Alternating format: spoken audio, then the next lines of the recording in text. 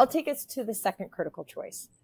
The second choice that I made on my journey was to commit to a two-way agreement. And at that time, I was 20, and the agreement I committed to was between me and my sister and her husband. When they took me in when I was recovering from drugs, right? My community knows this, when I was recovering. So when I think about two-way agreements, it's really when two people or two entities come together with a mutually beneficial objective, for both of us to meet a mutually beneficial objective. And we structure this together. And then the power, though, is in committing to it. And I think about informal and formal two-way agreements that we all enter into all of the time. And what I am curious about is, what's your perspective on the idea of committing to a two-way agreement, the committing aspect of it? And is there one in your life that is a good example that you'd like to share about, this is an agreement that I entered into, and here's what I gave, and here's what I got?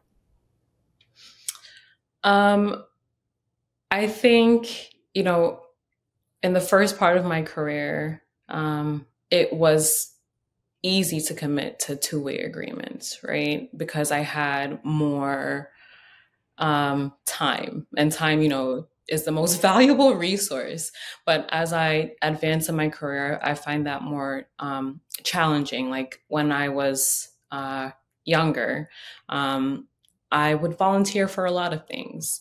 I think one of the things that I'm most passionate about, and I don't know if many people know this, is about animals and about wildlife. So I used to volunteer at a no-kill animal shelter, and it was just the most fulfilling thing for me. And I did that for many years, and it's actually where I adopted my dog.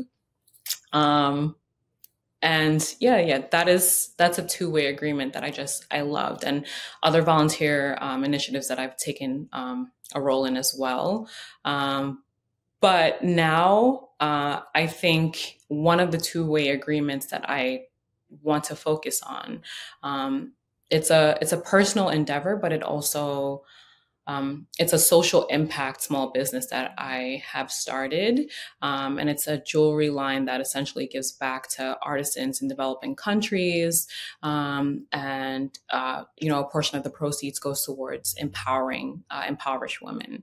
So aside from my roles in committees and, my 9-to-5 job, not really 9-to-5, but my 9-to-5 job. That's the only other thing that I plan on really dedicating myself to and focusing on, because I know through that I can help more people. And that's really, like I said before, that's really a goal of mine.